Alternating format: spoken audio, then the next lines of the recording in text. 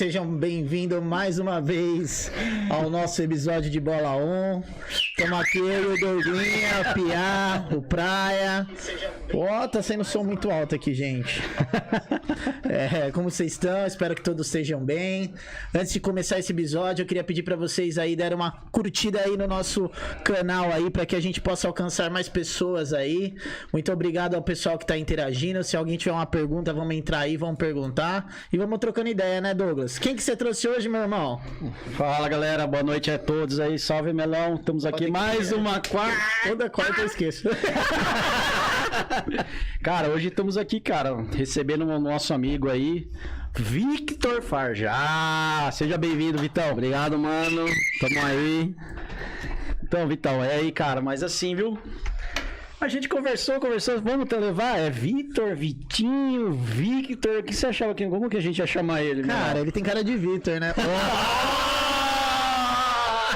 Que isso, né? Não. Grande Victor. Como que você tá, grande Victor? Graças a Deus tô bem, né? Correndo, né? Bastante.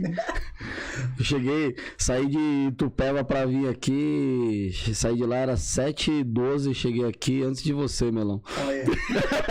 Essas horas que eu não gosto, que as pessoas gostam de me expor toda vez, cara.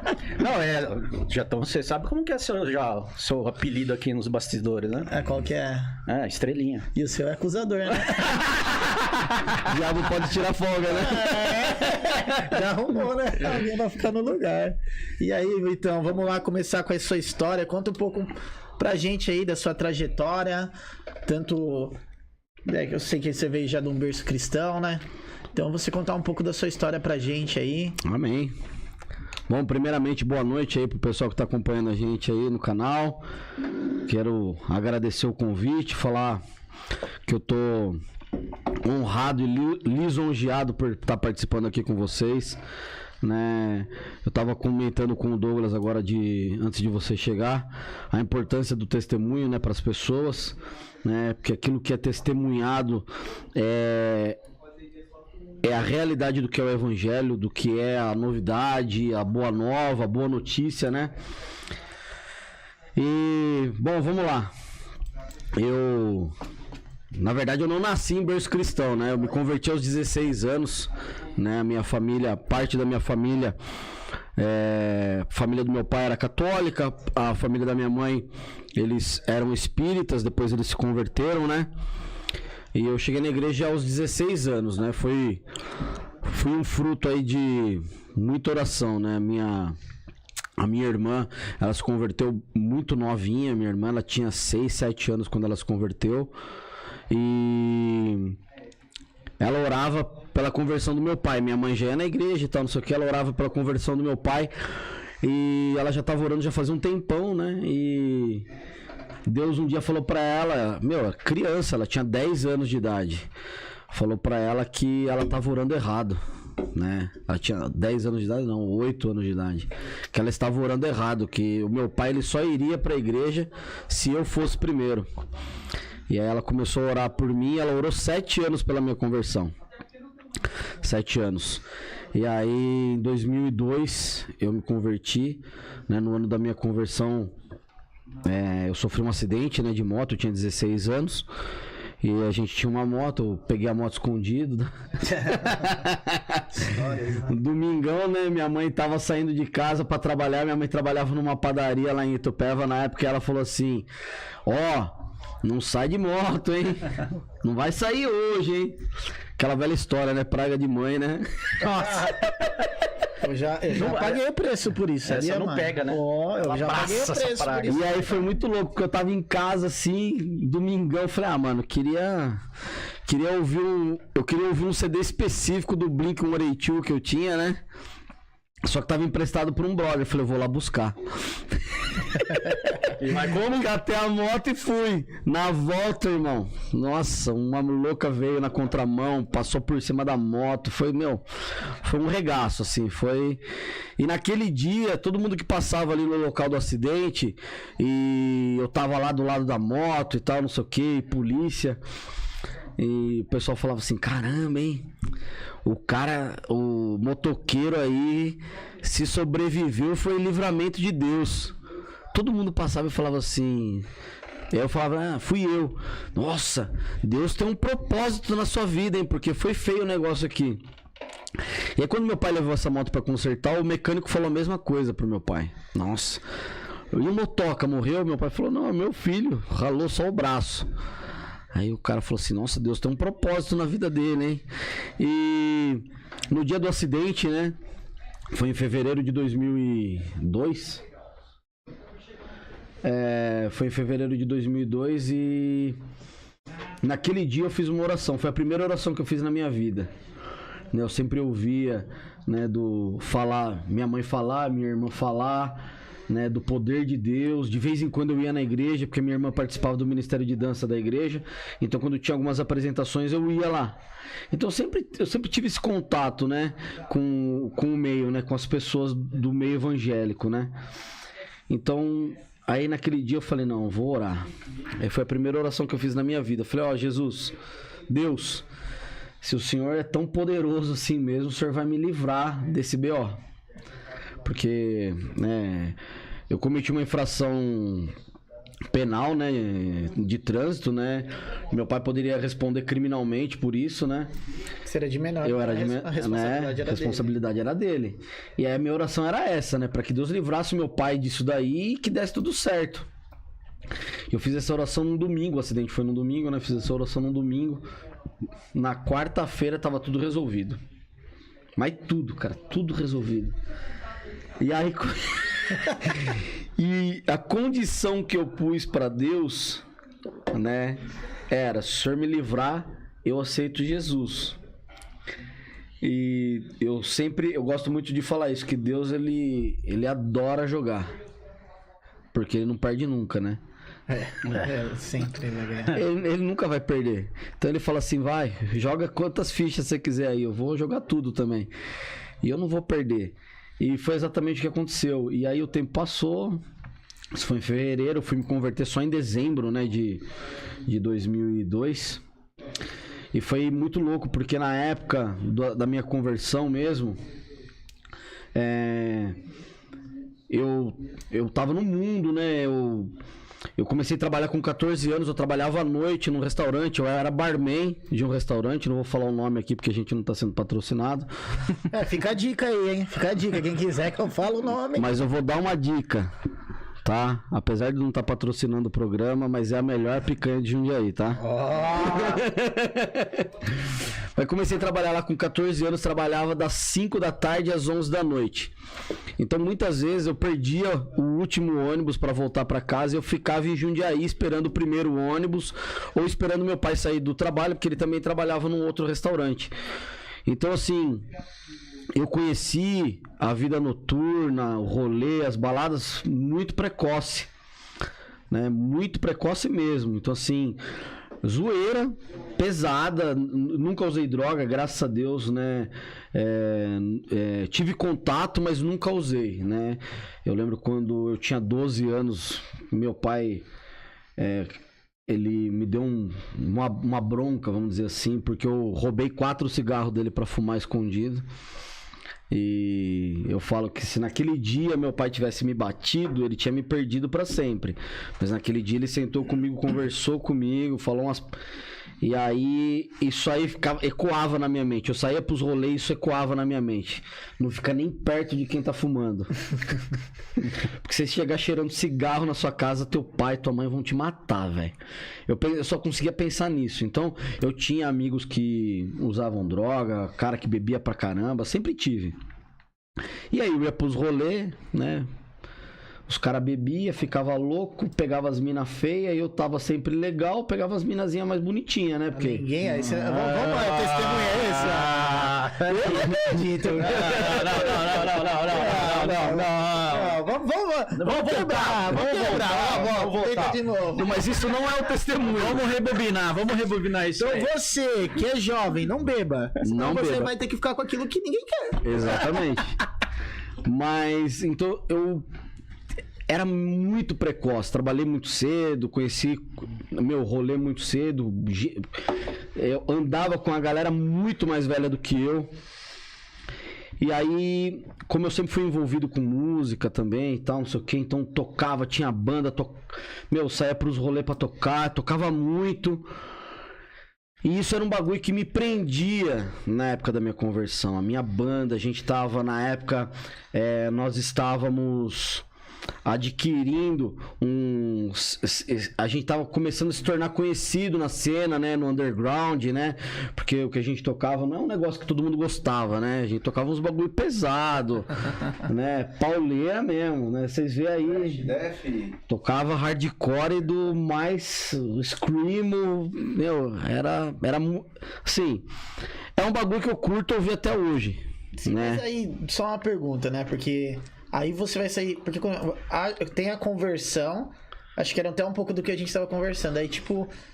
E como foi separar esse lance do Vitor antes e o Vitor depois? Tipo assim, essa questão... Porque a música é muito embaçada, cara. Porque Sim. Você toca uma música antiga, de repente você já tá aqui, né?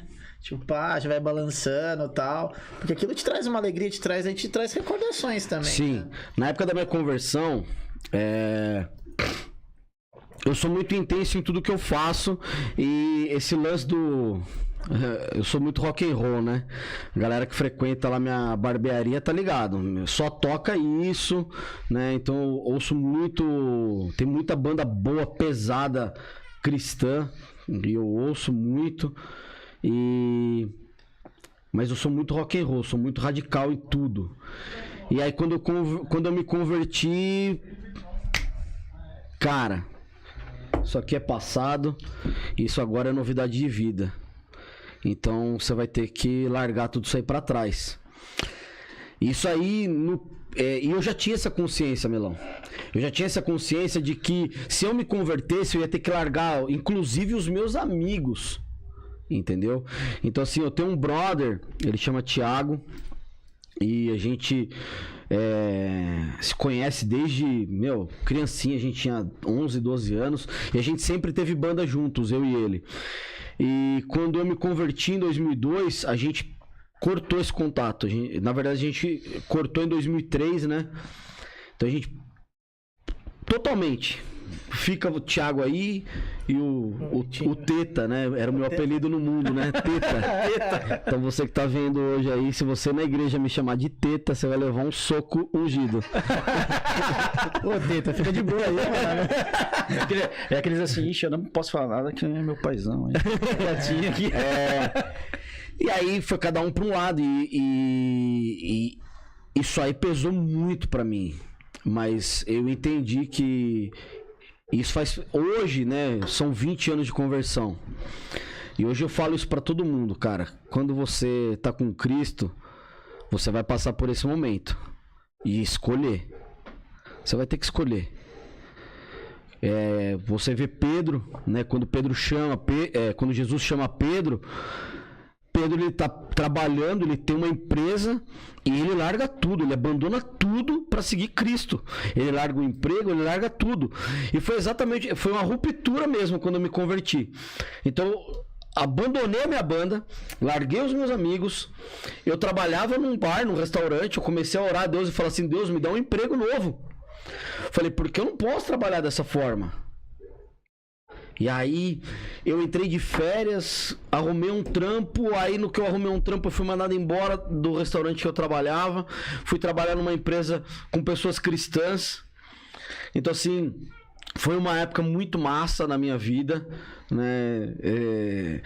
Essa galera assim, e eram pessoas que estavam chegando na igreja na mesma época que eu, mas pessoas muito mais velhas que eu. E elas viam em mim um exemplo. E eu falava assim, cara, que responsabilidade ser exemplo pro meu patrão que tá se convertendo. Mas era muito da hora. Era muito da hora. Só que aí entra o que você falou. E a música? Eu comecei a tocar instrumento com 7 anos de idade. Com 9, 10 eu já tinha banda, já tava tocando com a galerinha. Então isso aí era muito intenso na minha vida. E aí quando eu me converto, eu queria fazer parte disso daí. Queria entrar no louvor, Nossa, cara, eu quero muito. E aí, a gente, lá na igreja lá onde eu me converti, em Itupeva, a gente tinha uma líder. E, cara, essa mulher, ela me lixou, velho. Ela me lixou. Um ano e meio. Um ano e meio. Ela fez eu esperar 1 ano e meio. Não, você vai esperar. Porque se eu colocava... Ela falava exatamente isso pra mim. Filho, se eu colocar você agora no louvor, você só vai trocar de palco. Ela falou assim, eu não quero que você troque de palco. Eu quero que você ame a presença de Deus. Cara, que Nossa, da hora, que legal. velho. Mano, que da hora. Então, assim... E aí, cara, hoje aí eu paro pra pensar... Às vezes o cara ele chegou ontem... Aí o cara, ele quer... A gente, né, viveu isso uma época, né? Teve uma pessoa que se converteu e ela queria entrar no louvor e eu segurava e eu usei essa frase. Falei, cara, se você chegar agora, você tem o talento, você tem o dom, você sabe tocar, você sabe cantar, mas se você entrar agora no Ministério de Louvor, você só vai estar trocando de palco, né? E você não vai viver a transformação. Você não vai viver a transformação. O ego vai continuar cheio. Eu ainda. acho que a gente vai chegar a isso mais lá na frente, assim, mas é que nem aquilo que a gente tava falando. Muitas vezes Deus espera você dar algo a Ele ainda, Exatamente. que é o nosso coração, para aí sim você estar pronto. Mas depois a gente vai chegar nesse Mas eu nessa acho que parte. até a questão da conversão, acho que é até uma maneira da pessoa se sentir incluída também, né? Porque a maioria das vezes a pessoa entra, ela tem um dom, ela fala, cara, eu vou entrar e já pra ele firmar, né? Mas assim, eu acredito que você viver com Cristo é uma maratona, né? Você tem que ter uma constância, não ir rápido em tudo que você vai fazer, né? Sim. E a maioria das pessoas, assim, a questão de entrega, beleza, o cara se entregou, mas ele ainda vai ver todo o processo. Então, o não quer dizer o Sim. nunca. O não é naquele momento, que talvez você não esteja preparado. O que a né? gente vê também, assim, muitas vezes a turma recebeu ou não, a turma pensa que tá me atrasando. Não, o não também é amor. Sim. O não está nos ensinando. Você vê a Jadinha, né? Que tá liderando a célula lá com vocês. Né? Ela tá no Bola já há 5 anos. Ela vem de um outro ministério. E há 5 anos ela estava tentando entrar no Ministério de Louvor. Ela entrou. Participando de audições e tal, não sei o quê. E ela entrou. Ela soube respeitar o tempo que Deus estabeleceu pra ela. Entendeu? Então, assim, ela não tava pronta? Tava. Ela não era crente? Era.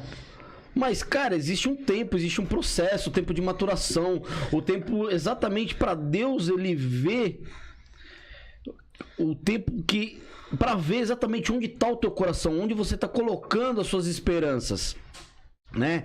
Então, assim, se naquele momento que eu me converti com 16 anos, a Teca, que era minha líder, ela vira e fala assim: "Não, pode colocar ele aqui nas escalas". Cara, talvez hoje eu não com certeza eu não estaria aqui. Eu não estaria aqui. Como muitos dos meus amigos que tocavam comigo em 2003, 2004, não estão mais na igreja. Se desviaram. Estão perdidão aí. Então, assim, o tempo, ele prova as coisas. E a Bíblia, ela fala isso, né? Em Eclesiastes 3. Que existe um tempo determinado para tudo. E tudo é provado pelo tempo. Tudo, né? O ouro é provado pelo tempo, ele esverdeia, né? A prata tudo é provado pelo tempo, né? Então, assim, e eu lembro quando em 2003 essa mesma líder, ela vira pra mim e ela fala assim: "Não, Vitor, porque você vai ser um grande líder, porque você vai ser um líder para muitos jovens, você vai trazer muitos jovens, vai estar à frente de muita gente". E eu tinha 17 anos. Só que eu sabia que aquela palavra não era para aquele tempo. E isso é um problema que a gente vive hoje, cara. A gente vê a galera muito jovem recebendo esse tipo de palavra. Mas eu sou de uma geração, né, que a gente tinha que esperar até meia-noite para se conectar na internet. Nossa, eu passei por isso. Também. Discada, né? Internet De escada.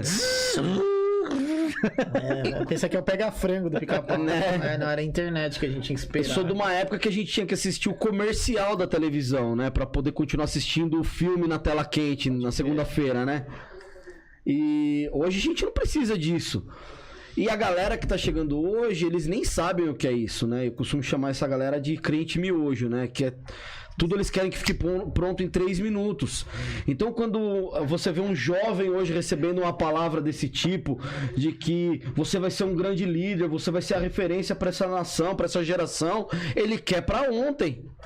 Só que ele não quer esperar o tempo de maturação, o tempo provar o coração dele. E a gente tem um exemplo, né, na Bíblia, você pega Davi, ele era um menino quando ele Exatamente. recebeu.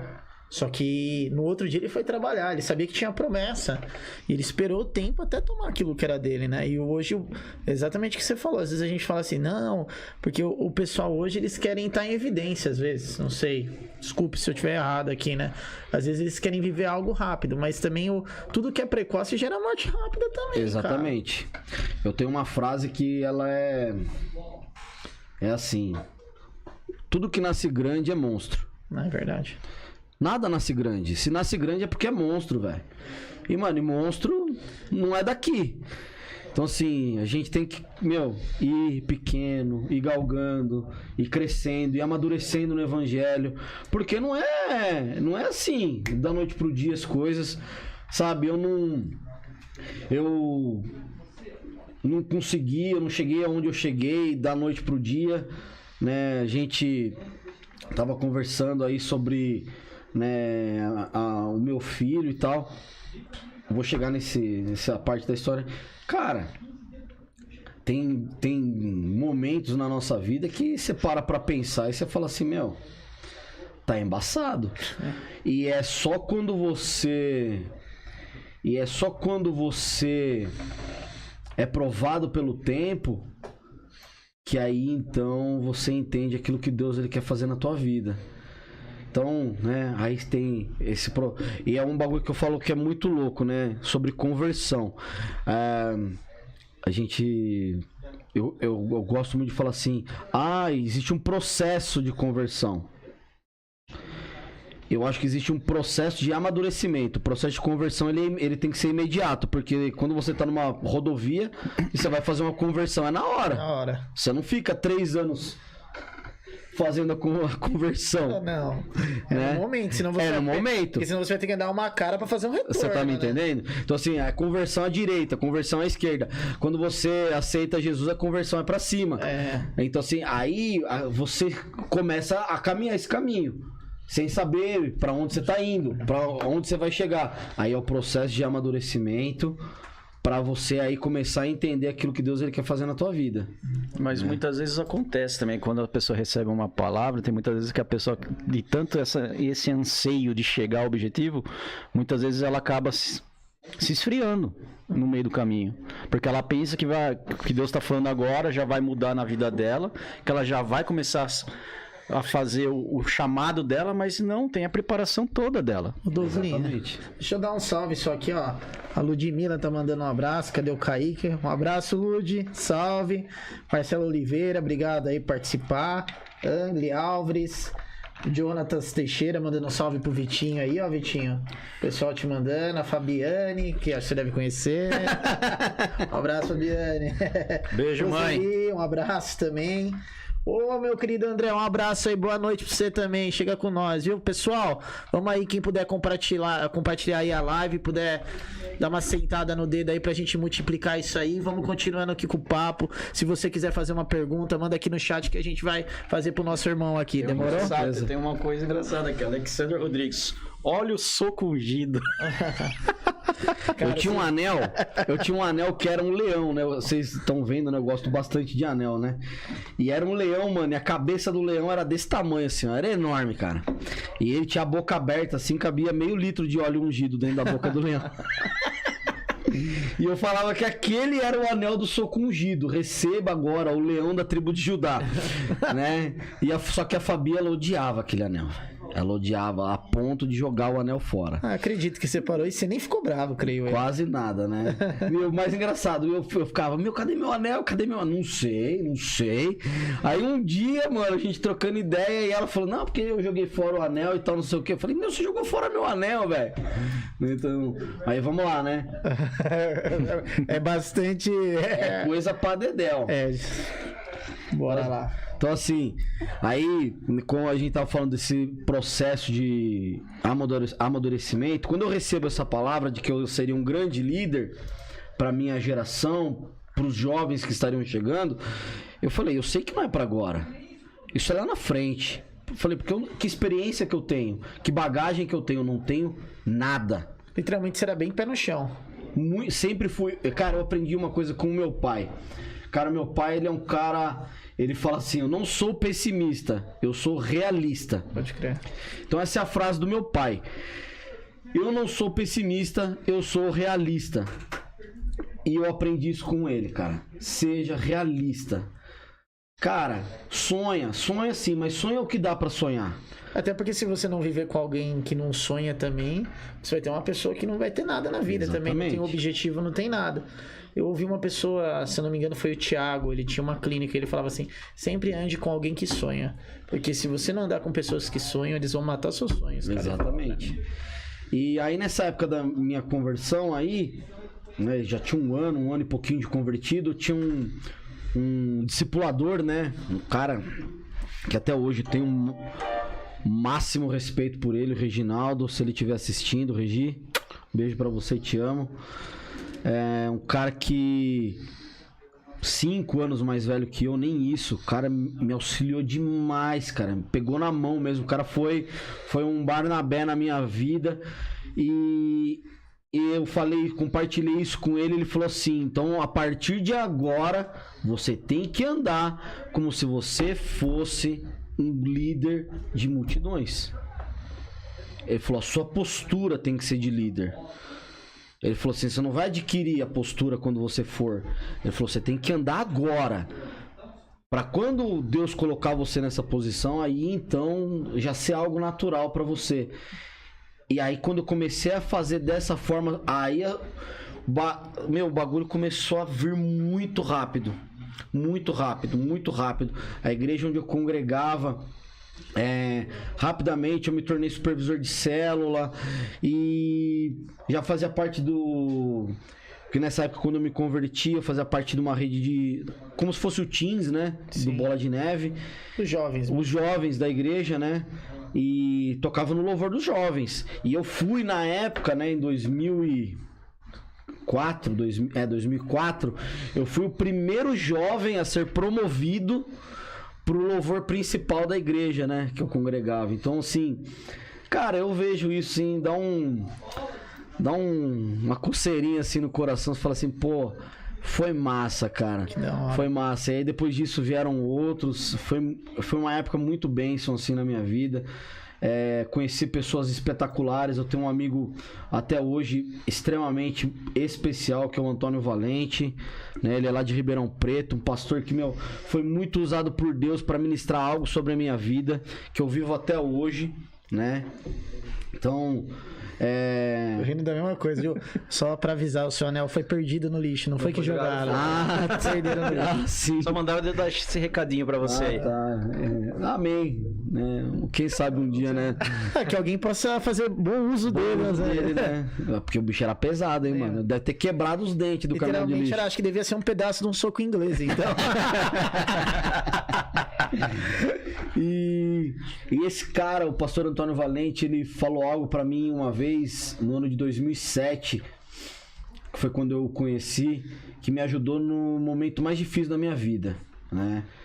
Que ele ministrou uma unção sobre a minha vida e ele falou assim, que esse momento, que essa experiência que você tá vivendo hoje, ela sirva pro dia mais terrível, o dia que você pensar em desistir, você lembre desse momento agora e você fale pra você em espírito, você não pode desistir, né? E foi algo que aconteceu em 2009, né?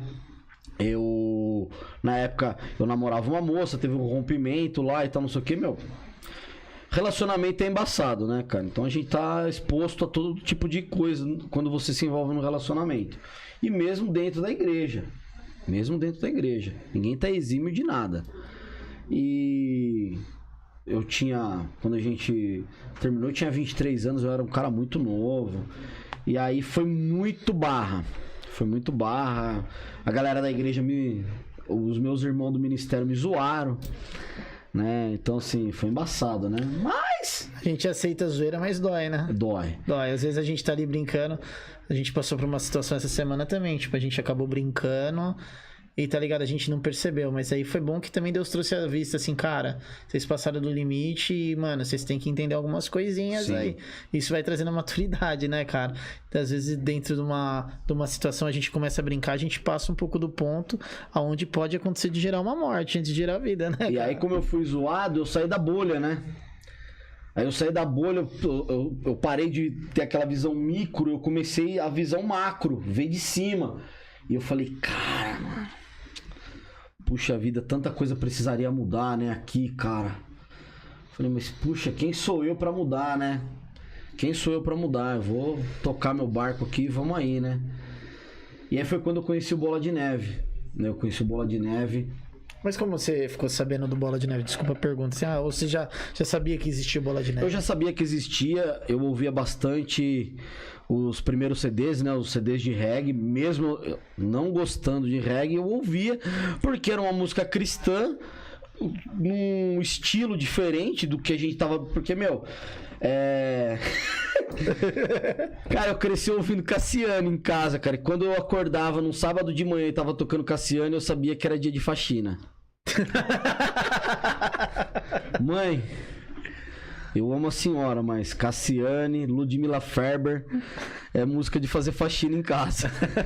Minha irmã que o diga, né? Então assim, a gente tava habituado a isso. Cassiane, Ludmilla Ferber, Diante do Trono, Renascer Praise, a gente ouvia isso. Aí quando aparece o Tribo de Louvor, eu falo, cara, mano, que da hora. Porque eu não gostava, assim, eu gosto do rock, mas eu não gostava de Oficina, eu não gostava de Resgate. Eu não gostava desses rock, assim, zoadinho, né? Eu gostava de um bagulho pesado, né? Sim, sim. Coisa que a sua mãe ouvia e falava assim, essa música é do diabo.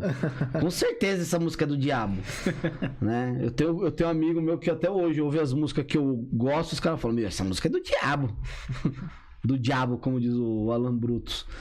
E aí aparece essa música aí diferente, eu falo, cara, que da hora, né, meu? Quem são esses caras? Mas é isso. Meu, aquela época você não tinha tanto acesso às coisas, sim, né? Sim. E aí um dia eu tava no ensaio do Ministério de Louvor lá da igreja que eu ia. E aí o líder de louvor, ele foi questionado quanto ao sobrinho dele. E o seu sobrinho, como é que tá? Aí ele virou e falou assim, tá indo numa igreja que chama Bola de Neve. Se é que isso pode chamar de igreja. Vê se isso é nome de igreja. E aí eu ri, tirei sarro. Isso é nome de igreja, velho? Nome de sorveteria isso aí, velho. E aí eu cheguei em casa, depois daquele culto, e eu tinha o hábito, sempre tinha o hábito de depois do culto em casa, eu pegar o meu violão, tocar de novo as músicas que a gente tinha ministrado e tal. E aí, cara, o Espírito Santo, cara, ele falou assim... Você se assentou no meio da roda dos escarnecedores. Você não pode falar de algo que você não conhece. Nossa, que forte. Aí eu falei, pô, mas e agora, né? Eu sempre fui um cara muito averso a esse negócio de ficar conhecendo outras igrejas. Eu nunca gostei muito disso aí, cara. Meu, fica na igreja onde você tá e boa, cara. Seja feliz ali, né?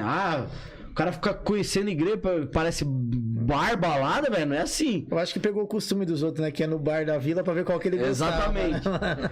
E aí, era mais gelada.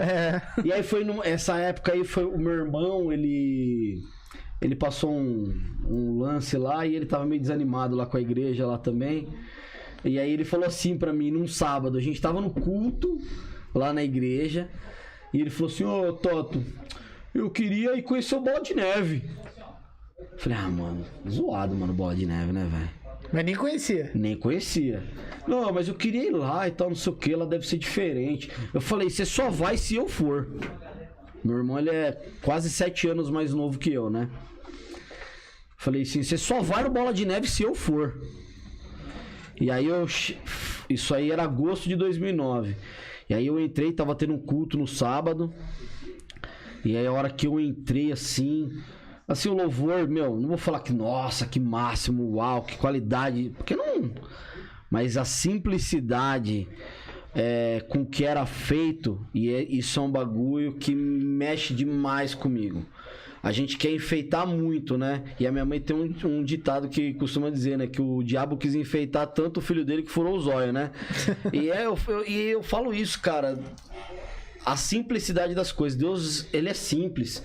A gente complica o acesso, a gente complica a doutrina, a gente complica tudo. Deus é simples. E nessa simplicidade, a hora que eu entrei, a luz apagadinha ali, e aí eu fechei o olho, o Espírito Santo falou assim: isso era tudo que você sempre sonhou, né? Até arrepiou, cara. Cara, na hora eu comecei a chorar. E eu falei, mas e agora, velho? Eu tenho um ministério. Eu sou supervisor de célula. Eu tenho um monte de jovem, cara, que olha pra mim como referência. O que eu vou fazer?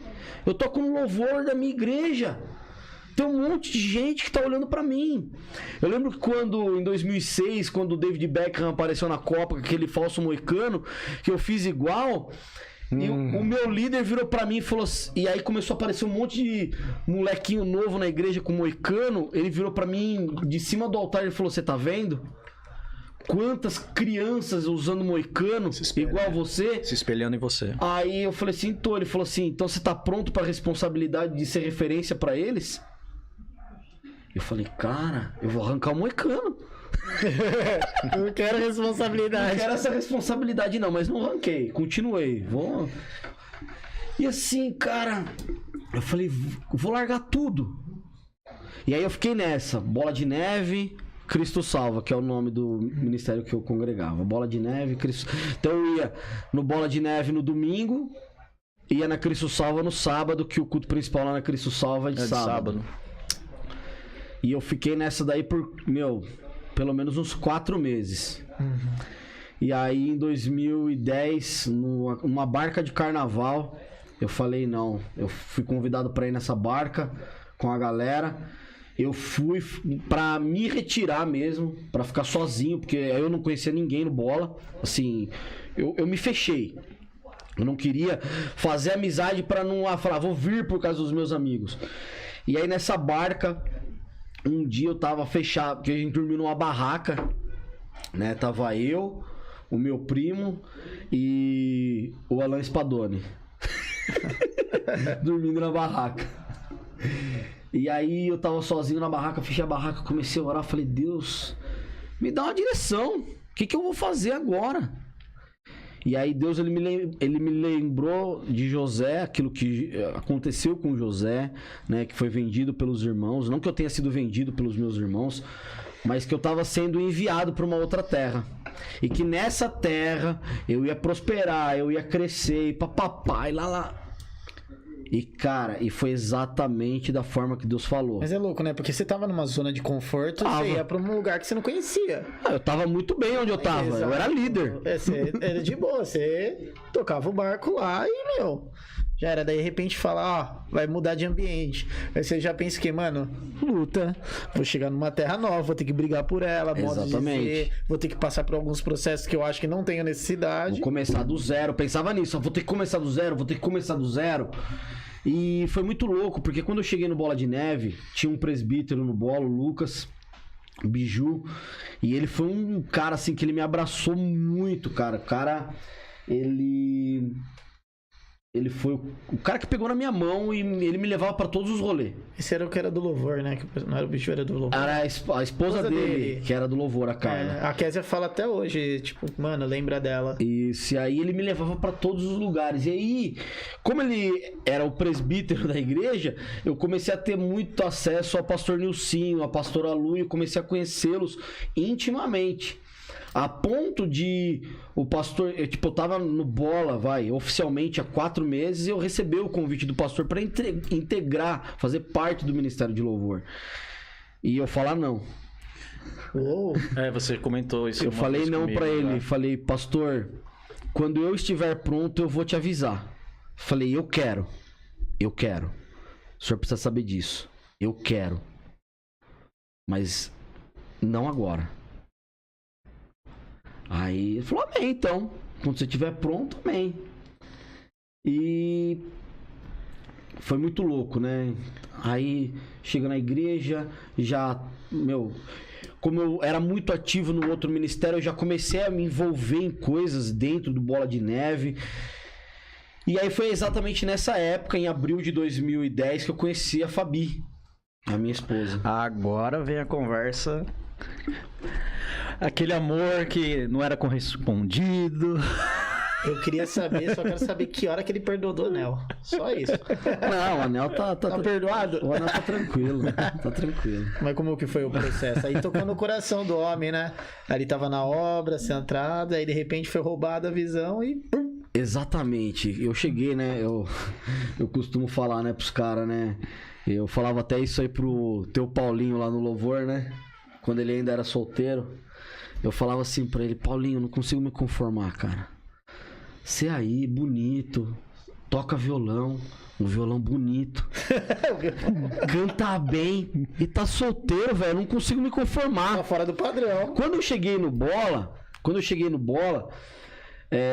tinha umas 3 mulheres querendo orar comigo, velho. Só porque eu tocava violão e cantava. E eu falei: não quero, não vim aqui pra isso, eu não tô aqui pra isso.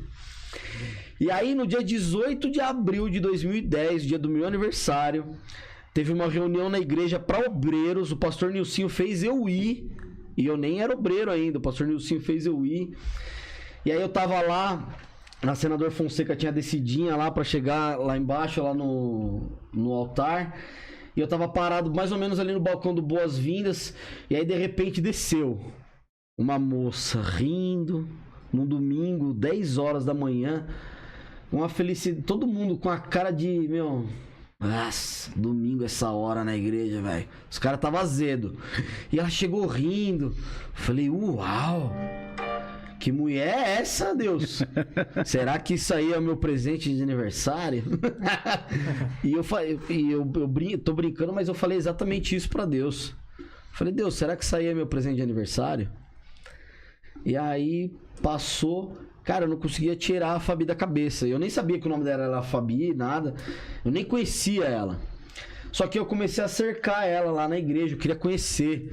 Eu queria trocar ideia. Mano, essa mina fugia de mim, velho. Ela fugia de mim igual o diabo foge da cruz, mano. E eu cercava. Meu, parecia um fazendeiro, né, cara? Ó, deixa eu te falar. Você tá falando de violão aqui, ó. Surgiu o irmão Fabrício aí da cela de Campo Limpo tirou sarro de você, piá. Falou que você toca de violão também, tá solteiro, hein, mano? Falou que você é bonito, hein? Falou que você é bonito e tá solteiro, ó. Varoas e plantão aí, ó. Temos um violeiro na cela de Campo Limpo, hein? Tô devagar. Ó, você que tá solteira e conhece um cara que toca violão, tá na igreja, é crente, investe nesse cara. Se ele tem... Ó a propaganda! Se ele tem estima pelo instrumento dele, ele vai te tratar bem também, né? Aí, cara, comecei a cercar a Fabi, ela não queria trocar ideia comigo, aí eu descobri o telefone dela, liguei pra ela uma vez, ela nem me deu ideia. Eu falei: caraca, meu, que mina difícil, mano. Que zica. Aí, meu pai, ele tem uma frase, que é a seguinte: não fale com os porcos, fale com o dono dos porcos. Aí eu falei: cara, vou falar com o pastor. Vou apelar. Chamei o Nilson. Foi já direto na... Fui na fonte, né? mano. Foi na fonte. Chama lá do Street Fighter, o chefão lá, ó. O Bison, o mestre Bison. É, pode deixar, né? Chama o pastor de faixa preta, né, mano? É o faixa preta. Faixa preta. Aí cheguei nele lá, falei: pastor, eu queria orar com a Fabi.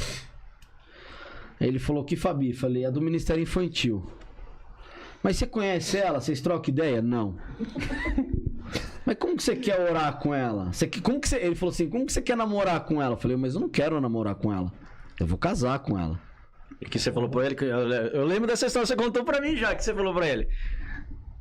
Eu falei assim pra ele, falei assim: pastor, não tem namoro na Bíblia. Falei: não existe namoro. Falei: é noivado e casamento. Falei: a partir do momento que eu conversei com ela, eu quero casar com ela. Eu não sou moleque. E aí ele virou pra mim e falou assim: mas se você zoar a minha filha, você vai se ver comigo. Aí, como eu tava recém-chegado de outro ministério, eu falei assim: pastor, você tá acostumado aí com esses mano que usa bermuda aqui na igreja? Moleque. Eu falei: eu não sou moleque, não. Usa o quê? Bermuda? Bermuda no culto. Ô, louco, irmão. Nossa, eu tenho o ciricutico de ver o cara de bermuda no culto, velho. Então quando você me vê toda... Nossa. Eu vou, só pra deixar claro, eu passo tô mal, quase viu? todo culto de bermuda. Então, Já. e assim, ele é meu supervisor e eu também, de bermuda lá, ainda sento na frente. Não, e ainda o dia que eu trombar ele, eu vou estar de bermuda, eu vou fazer assim, olha.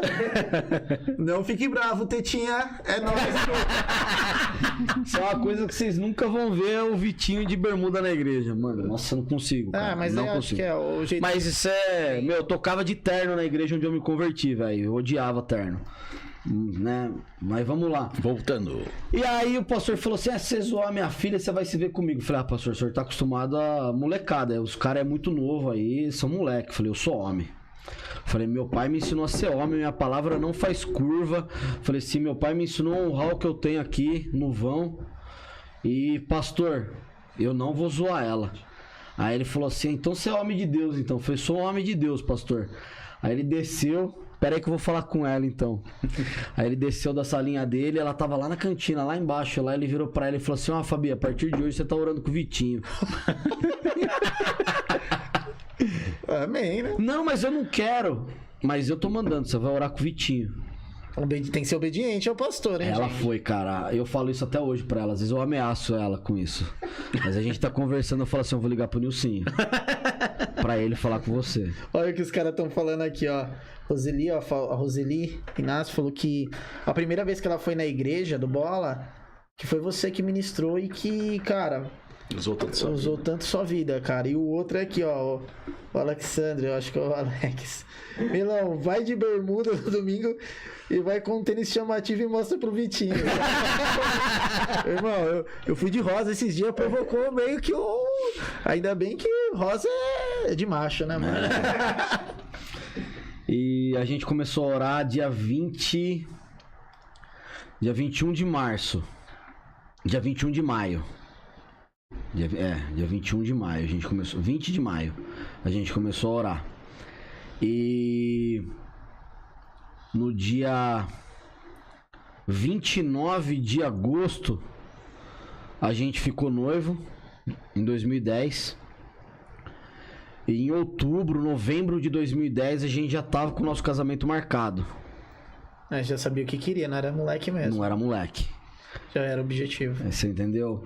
E o pastor, ele viu, né, que realmente a gente tava compromissado com a missão, né? Eu tinha esse compromisso mesmo com a minha esposa, né? Já considerava ela minha esposa, né? Foi o que foi. Então assim, ela não queria trocar ideia comigo, mas com 15 dias orando comigo, ela já queria casar.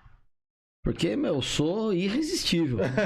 Mas eu acho que a mulher tem muito disso da questão de segurança, né? Sim. Quando onde ela acha o porto seguro, aí a entrega, né? Eu acho que ainda mais talvez naquela época o ministério, talvez ela não olhasse alguém que traria isso pra ela. Que ela gostava de um cara que usava bermuda, entendeu? Esse cara de bermuda é preocupante, velho. Ela gostava de um cara de bermuda. E aí o pastor falou: não, mano, esse cara aí não. Você vai orar com o Vitinho, porque o Vitinho é HD. Homem de Deus. Chapa! E aí, cara, meu, no ano de 2010 a gente foi levantado pro diaconato também. Então, assim, meu, agora em julho de 2010 vai fazer... Julho de 2023 agora faz 13 anos que nós somos diáconos no Bola. Aí que surge a pergunta, né? O que um diácono faz, Vitinho? Mano, faz tudo, né? Faz o que, Vitinho? Conta pra gente aí. Como a gente tá na igreja desde os primórdios, né? Então, assim, a gente literalmente fazia tudo, né? A gente fazia tudo. Teve uma época de eu chegar na igreja, eu abrir o culto, fazer o louvor, dar a palavra do dízimo, tocar o louvor do dízimo e dar a palavra. Teve época de ser assim, quarta e sábado, né? Tinha uns cultos de quarta e sábado no Bola, né? Tinha culto de acontecer isso. De uma vez de tá rolando isso, ali na Senador Fonseca, tinha muito... Como ali na rua ali tinha o ponto de prostituição ali dos travestis, né? Não sei se eu posso falar essa palavra, travesti, não sei. Acho que pode, não tem problema nenhum.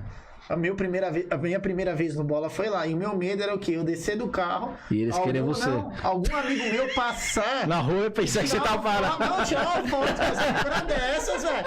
Eu sei que eu desci com a Kézia, que eu prometi pra Kézia que eu ia atrás dos postes correndo, tá ligado? Falei, mano, se passar um dos meus amigos, não tá ligado. Ia colocar na época, era no Orkut. Era no Orkut. Ia aparecer no Orkut. Os caras adoravam me zoar, velho. E aí eles iam muito, né, os travestis, eles iam muito lá na igreja, eles pegavam culto muitas vezes pra esperar da hora de ir pra rua. Ia muito bêbado. Aí uma vez um bêbado falou assim, caramba, esse é o bicho bacana aqui, né, velho? E falaram a mesma coisa uma vez também pra Biju, pra Carla, meu. Você é o bicho bacana, você faz tudo aqui. Então o diácono nessa época aí, a gente fazia tudo, cara. A gente, era zelador, era dízimo, era ceia, era tudo. Intercessão, a gente fazia tudo, né, na igreja. Então assim, foi uma época muito massa. Aí hoje, né, a gente faz menos, né, porque a gente tá muito a gente tá há muito tempo, a gente fala assim, deixa a galera que tá chegando nova fazer. Mas agora, também né? Porque na época tinha menos do corpo, né? Hoje é uma igreja. Sim, era uma igreja maior. Bem menor, hoje né? Vocês têm mais pessoas, ministério e tem mais pessoas pra dividir, né? Uma igreja bem menor. E você também, hoje você seleciona, cada ministério vai fazer aquela... Exatamente. E a função, né? Vocês tocaram no assunto, é a função do diácono, né? Então assim, quando a primeira menção sobre diáconos na Bíblia... tá lá em Atos 6, quando você vê o crescimento da igreja primitiva, logo depois quando os discípulos e a igreja estava ali reunida no cenáculo e o Espírito Santo ele vem sobre aquelas pessoas, né, no dia de Pentecostes. E é quando Pedro faz a primeira pregação dele, né? E 3.000 pessoas se convertem. E aí, tipo, eles passam de uma igreja de 120 para 3.120. E agora? Em 12, como que a gente cuida dessa banca toda? Era uma galera. Era uma galera. E aí os apóstolos, eles se reúnem, eles separam 6 ou 7, se eu não me engano, no texto. E depois Paulo fala lá em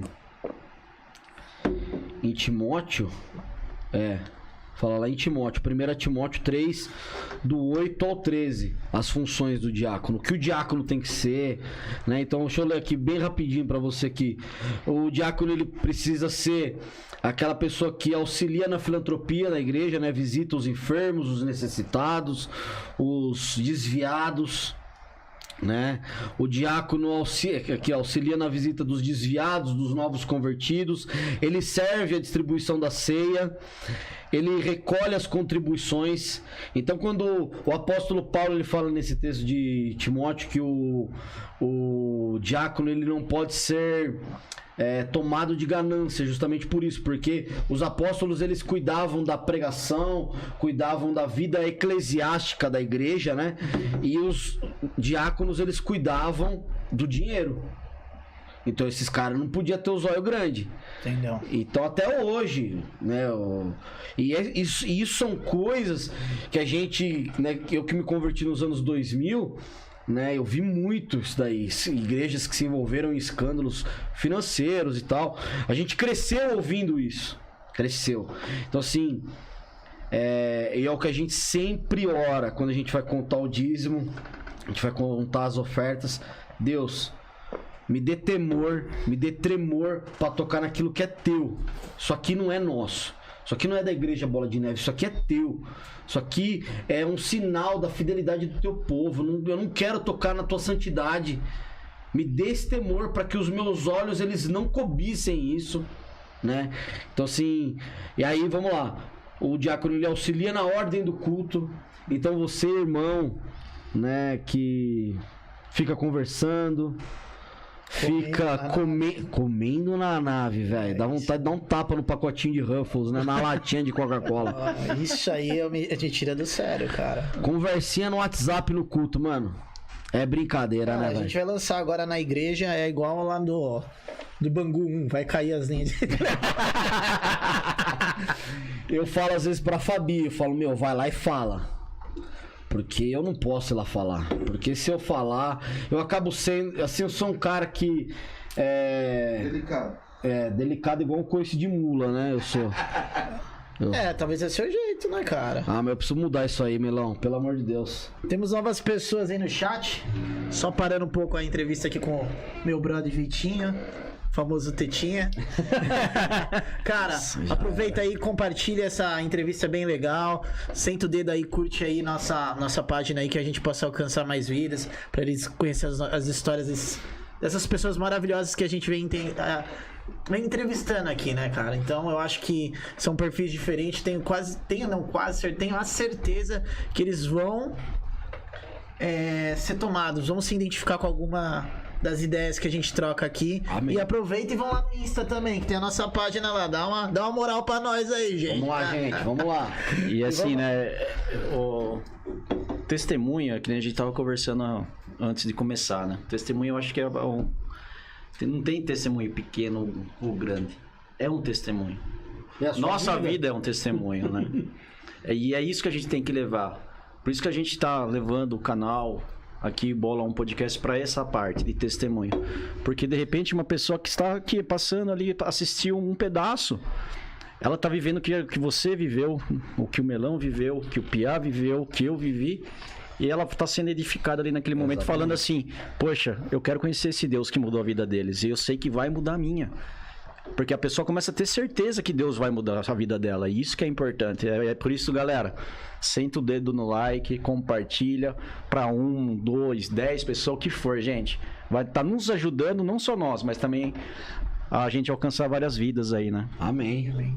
Então hoje, lá em Jundiaí, o corpo de diáconos, nós somos aproximadamente 50, né? Bastante, hein? Então são bastante, né? Se você for analisar que num domingo de ceia tem aproximadamente 900 pessoas num culto de domingo à noite, na ceia.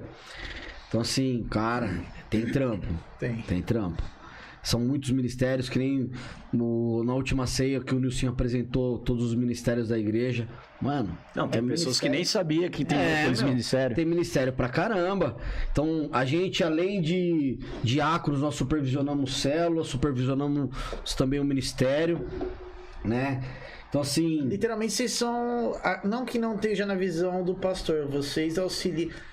Vocês levam pro pastor, assim, vocês são os ouvidos. Exatamente, né? O que os próprios apóstolos, quando eles definiram o que seria, né? O que seriam, ou quem seriam os diáconos, seriam essas pessoas que estavam mais próximas deles, justamente para ser a extensão do braço. Porque, vamos supor, o pastor ele não tem a condição de abraçar todo mundo. Então, ele levanta pessoas de confiança, aonde, vamos lá, ele implanta o padrão dele.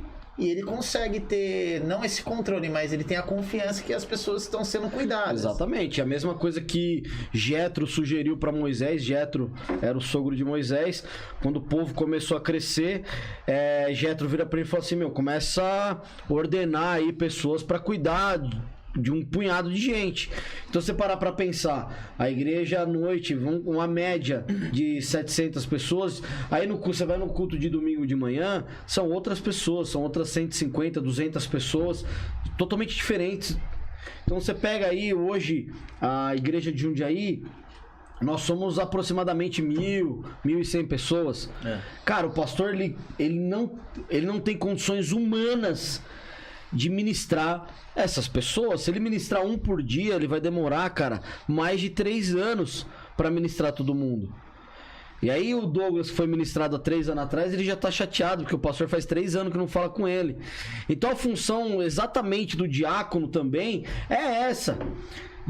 Às vezes o cara ele tá naquela ânsia de ser ministrado pelo pastor, e a nossa função é triar, ver.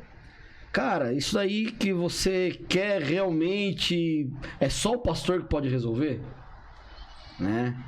Mas sobrecarrega também, né? Até por isso mesmo que tem as células. Sim, também. Que é o braço da igreja, que ali a gente recebe as pessoas, ali acontece a comunhão, porque para mim assim eu vejo muito assim, célula é uma comunhão. Pra gente conhecer as pessoas novas que estão chegando na igreja e elas se sentirem acolhidas por nós. O papel da célula tem que ser esse. Acima de qualquer outra coisa. A célula ela foi criada pra ter a comunhão, pros irmãos terem Tem comunhão, vínculo, né, coinonia, cara? vínculo, pra crescer, porque é o que eu falo, você pegar o esboço do que foi pregado no domingo e pregar na célula, É pregação em cima de é pregação. pregação em cima de pregação. E a ideia mesmo da célula é o quê? É vincular, é membrar as pessoas, fazer com que elas se sintam parte do corpo. Exato. Eu vejo assim, é como se fosse o culto, você tá com a madeira, você pega fogo, você vai lá, ele vai jogar mais madeira na terça, na quinta você vai jogar mais madeira. E às vezes a pessoa acha que é só o domingo. Não, cara, você tem que estar alimentando. Todos os você dias, só come Todos de os dias. domingo? Não. Não tem jeito. E quando você não vai, você tem que se alimentar de alguma coisa, né? Você não toma o café da manhã, não almoça, não janta. Então, assim, né? Todos os dias a gente tem que se alimentar. A célula, bem dizer, como a gente sempre está trazendo isso, todas as vezes que a gente até comenta a respeito, é a continuação do culto. E outra, a É a célula continuação, não é o culto, é E continuação. a célula traz muito crescimento, porque a pessoa que ela tem uma dúvida, ela não vai levantar a mão no meio do culto. Exatamente. E ali ela tem a oportunidade de tirar a sua dúvida, ali no meio da questão, porque ele tem a liberdade, ó, eu não entendi. E ali, tipo, todos juntos, vai colocando ponto de vista até chegar no objetivo. Realmente é isso que a palavra quer dizer pra gente e vão crescendo. Então daí você vê, às vezes, a maioria das vezes, o corpo crescendo junto, né? Até que a questão que em lugares multiplicaram e vão multiplicando até formar a igreja, né? Exatamente. Tem Tupéva, tem vários outros lugares, Sim, né? e isso aconteceu com a gente, né? Quando em 2011 nós começamos uma célula em Cabreúva, né? Montamos a célula lá. Em 2012 começamos um núcleo lá em Cabreúva, né? Então a função de diácono já virou uma função de missionário também, né? A gente já estava estendendo, né? Alargando as estacas da igreja. Então a gente estava sendo enviado e crescendo, né? Então se você fala assim, caramba, meu, e sempre muito trabalho, graças a Deus, né? Sempre muito trabalho. E aí que nem o Douglas falou, né, do testemunho, mas pra mim, né, hoje o maior testemunho que eu tenho pra dar, pra falar, pra contar é o meu filho. Né, é o meu filho, porque quando eu e a Fabi nós casamos no dia 28 de janeiro de 2012, ela falava assim pra mim. Não acabou o mundo, hein, galera? 2012 não acabou. Ela falava assim pra mim, eu quero voltar grávida da lua de mel. Responsa, hein? E cara, velho, foram anos e isso não acontecia. E aí você vai ler a palavra de Deus fala assim, pra você crescer, multiplicar, pra você ir, ser fecundo. Isso não acontecia. Aí você fala, caramba, o que tá errado? O que a gente tá fazendo de errado? Estamos fazendo a obra. É o que muitos pensam, né? Estamos na igreja, estamos fazendo a vontade de Deus. E por que Deus não me abençoa? Por que Deus não me dá? E você fica naquela, né? Fica naquela. E aí, em 2017, a gente casou em 2012. Em 2017, a Fabi teve a primeira gravidez. E ela perdeu com 2. Tava indo pro segundo mês, indo pro terceiro mês, eu não lembro agora. Mas era muito cedo, não tinha ainda passado o primeiro trimestre de gravidez. Literalmente só tava em embrião, né? E a gente perdeu o bebê e aí, cara, eu fiquei mal. Por que eu fiquei mal? Porque no ano de 2016 a gente saiu do Bola. No ano de 2016 a gente saiu do Bola.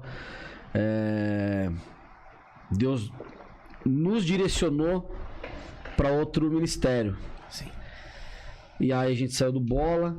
E aí em 2017 ela engravidou. Aí eu falei assim, será que era lá?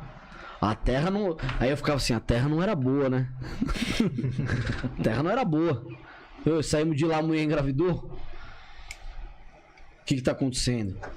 E aí, Melão, perdemos, fiquei mal. Por quê? Porque a gente foi para esse ministério, e era um ministério que eu conhecia muitas pessoas, mas essas pessoas, elas não queriam mais ter contato comigo. E a gente ficou completamente sozinho. Chorar sozinho, gritar sozinho. E Deus, ele fala comigo de umas formas, mano, muito loucas, assim, cara. Tipo, uns bagulho mais inesperado. E aí, um dia que eu tava questionando Deus por quê, eu tava lavando o quintal e eu tava falando pra Deus, por quê? Por que eu não posso ser pai? Tava aqui e escapou. No vão no meu dedo. Por quê? E aí Deus não falou nada. E aí naquele dia, cara, chegou um cara na minha casa. O nome dele é Jorge Penilo. Ele é um primo da minha esposa lá de São Paulo. Eles não são cristãos. Ele e a esposa deles não são cristãos. E aí esse cara, ele chega na minha casa e ele tira uma Bíblia de dentro da pasta. Ele tem uma empresa de mentoria de carreira, né? E aí ele foi fazer uma palestra, ele ganhou uma Bíblia dos palestrantes, ele tirou a Bíblia tava encapada ainda, né? Com plástico e tal. Ele tirou a Bíblia, ele deu na minha mão e ele falou assim: abre pra mim Gênesis 22 e lê esse texto. E lê pra mim esse texto, Gênesis 22. E pra quem não sabe, o texto de Gênesis 22 fala sobre Abraão e Isaac, né? O sacrifício de Isaac, né? Vamos dizer assim. E aí isso entrou na minha mente. Puxa vida, será que esse bebê era o Isaac? Porque, né, como eu tava falando pro Douglas mais cedo, a gente cresceu o evangelicalismo brasileiro, a teologia da prosperidade, então muitas coisas assim, a barganha, né? Dá o teu Isaac pra Deus, dá o teu melhor pra Deus, que Deus vai dar o melhor dele pra você. A gente cresceu ouvindo isso, mas a gente vai chegar num ponto muito massa desse testemunho aí. A hora que eu finalizar aqui com vocês. Mas deixa eu te fazer uma pergunta, né? Porque essa relação quando você perdeu, assim, né? Eu me identifiquei um pouco com essa parte. A questão que a mulher, ela fica sempre pior, né, nessa situação, mas a questão de você como pai ali foi gerado também um sentimento, gerou, né? Só que ainda pro homem ele tem que ser forte, né? Você teve que ser forte pra segurar sua esposa, porque era o sonho dos dois, né? Sim. E às vezes a gente sempre bota a questão da mãe perder, né? Mas ninguém imagina que o psicológico do homem como fica. Eu sempre falo, nós perdemos, nós engravidamos. Uhum. Mas assim, a gente... Não que todos os holofotes vai pra mulher, logicamente, mas assim... essa é uma situação que, eu te digo que é uma dor quase insuportável, cara. Porque além de você perder, você vê a pessoa que você mais ama mal. Sim. E você fala assim, Deus, joga esse fardo em mim. E aí você não sabe lidar com a situação. Daí é a hora que a gente tem que entender a nossa incapacidade, eu vejo assim, né, cara? E quando você não tem uma estrutura, você não tem um alicerce, cara, muda totalmente o jogo. Exatamente. E nessa época, tem um versículo que fala, né, quando fala sobre casamento, que diz assim, é melhor serem dois do que um. Certo? Porque no dia mal um vai suportar o outro. E, cara, foi nessa época que eu descobri que a gente era crente, mano. Que será feito, né? Porque assim, eu vi a minha esposa perder um filho, receber essa notícia da pior maneira possível, ela sangrar, uma hemorragia, por 60 dias sangrando. E você não poder fazer nada. E aí, quando a gente chega num médico, um especialista, e ele fala assim, não sei como você não morreu. Foi Deus. Nossa, olha, o teu útero tá inteiro.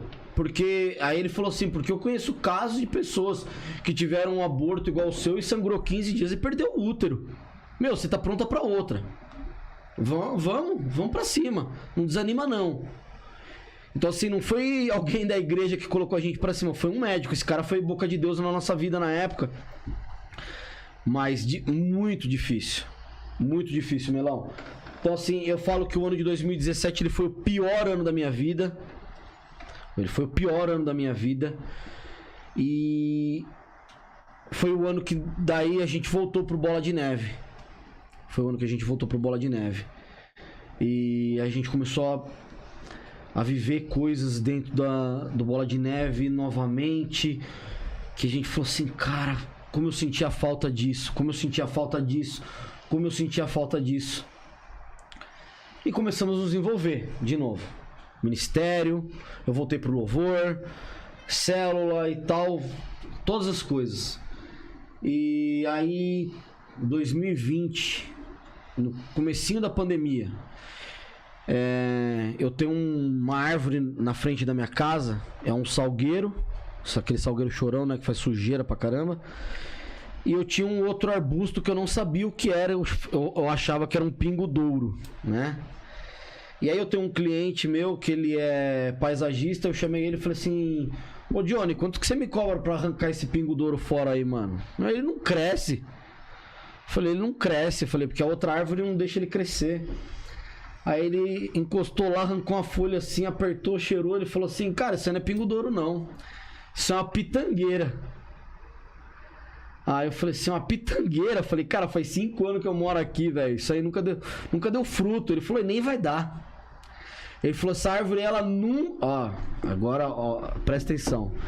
Ele falou assim, um profissional da área, ele falou pra mim, essa árvore, ela nunca vai frutificar. Porque a árvore maior tá roubando todos os nutrientes que ela precisa para dar frutos.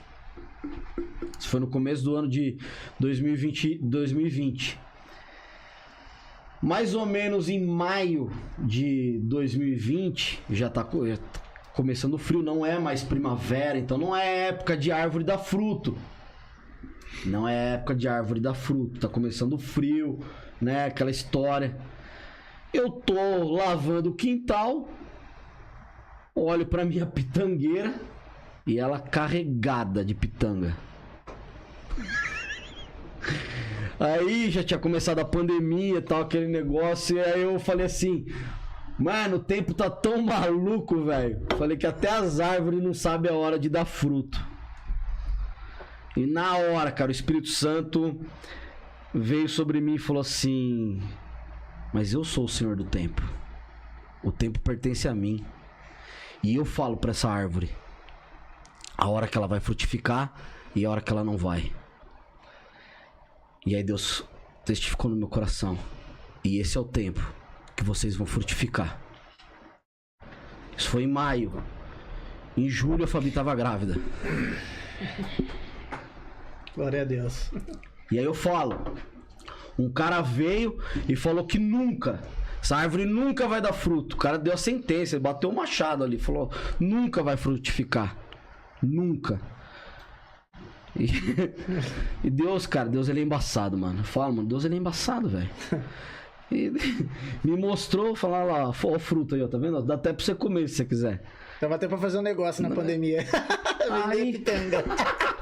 Aí a Fabi ficou grávida e, cara, aquele sentimento e toda vez que a gente ia fazer uma ultrassonografia do bebê era um sofrimento enorme, porque a Fabi morria de medo, porque quando nós perdemos o outro bebê foi durante uma ultrassonografia que na verdade o ultrassonografista, o cara foi usado pelo diabo, porque o cara colocou o ultrassom lá e falou assim, mãe, pode colocar roupa porque não tem mais nada aí não. O cara foi assim. Então, toda vez que a gente ia fazer um ultrassom, ela tinha medo. Traz, né, sentimentos, né? Ela tinha medo de entrar no ultrassom. Né? E eu sempre tanto que a primeira vez que a gente ouviu o coração do Teodoro, eu olhava pra ela e ela tava assim, ó. Tava em pânico. E eu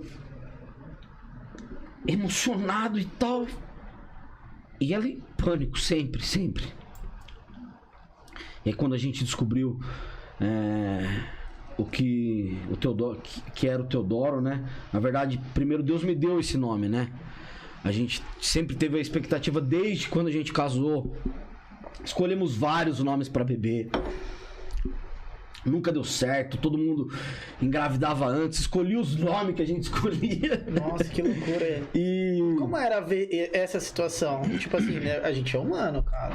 Melão, eu vou falar pra você, cara. Porque eu comecei a orar algo em 2017. Porque eu comecei a sentir inveja. Quando alguém vinha contar pra mim, com alegria, tô grávido. Cara, minha vontade era de me jogar num buraco, mano. Sabe? Cara que, tipo assim, era muito louco. O cara casou 2 meses depois, tá grávido. Falava, Jesus, faz 6, 7 anos que eu tô casado e nada, velho. Nada. Não é possível. Deus não... E eu comecei a sentir cara, misericórdia. De muitas vezes olhar e falar assim, meu, tomara que perca. De ter esse sentimento. Mas acho que o Cristo também tinha misericórdia porque sabia que era só dor aí. Se eu não posso ter, ninguém vai ter.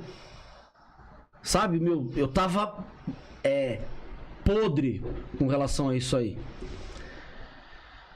Mas Deus tratou a gente, cara, em 2000. Nossa, e aí quando a gente tava escolhendo o nome, o Teodoro chegou a chamar 100, né? Que era sem nome. E aí um dia eu tava orando e tal e veio Teodoro na minha mente. Teodoro, o que é Teodoro? Aí eu falei, deixa eu pesquisar o que é Teodoro. Aí fui pesquisar Teodoro. É a junção de 2 palavras gregas, né? Tel, que é Deus, né? Divino, e Doro, né? Que seria o D apóstrofo O-R-O, que é de ouro, né?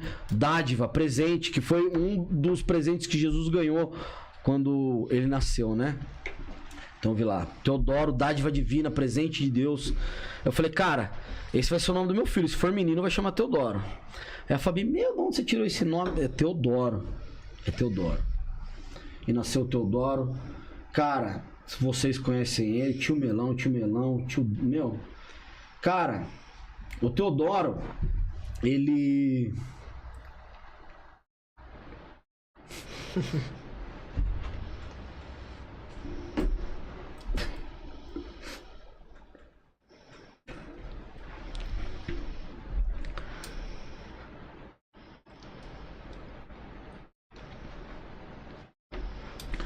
Ele é um menino que tem 2 anos.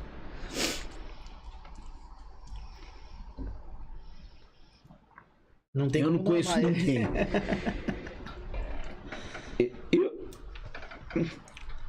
Eu não conheço ninguém que não gosta do Teodoro.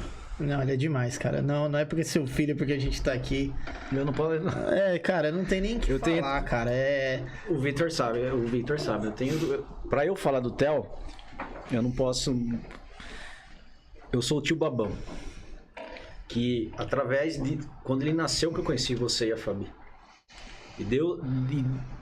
E eu entrei na vida de vocês, assim, e vocês me adotaram como um filho também.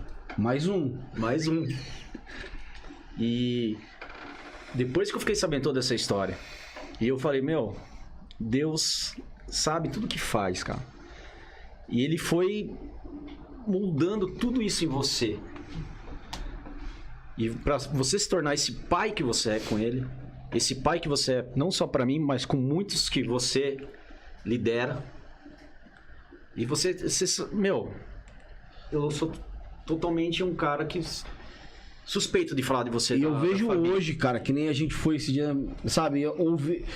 Eu sempre fui uma pessoa muito complicada pra ouvir elogios. Essa última semana eu ouvi bastante elogios referente à minha paternidade. E eu fiquei muito orgulhoso, assim, sabe?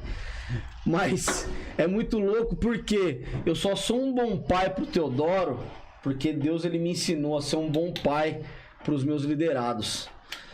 Cara, e o Douglas, que anda muito perto, né? Então, assim, chama de paizão, né? O Zanata. A galera que andava comigo lá em Cabreúva, chama a gente de pai, de mãe. Velho, eu olho pra isso e falo assim, cara, isso é a construção de algo eterno. Porque assim, o que eu imprimi, o que eu consegui imprimir no meu discipulado com o Douglas, ele vai fazer isso quando ele discipular alguém, para formar o caráter de Cristo nessa pessoa também. E eu acho que é por isso que a gente tá aqui. E assim, e eu vou falar uma coisa pra você, Melão, que é o que que Deus ele nos fala, que ele não nos dá um fardo maior do que nós suportamos. E se você passou por isso, como eu passei, é porque você aguenta. Eu preguei isso na quinta-feira retrasada lá na igreja, que eu falei assim, meu, bate no teu ombro aí, porque teu ombro é forte, você vai carregar muita coisa ainda. Porque é igual academia, o evangelho, ele é igual academia. Você vai treinando, você vai adquirindo força, teu músculo vai crescendo e você vai colocando mais carga.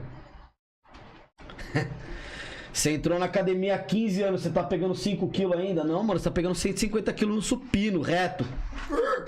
Tá monstrão. E o evangelho é dessa forma. Jesus ele vai colocando mais carga.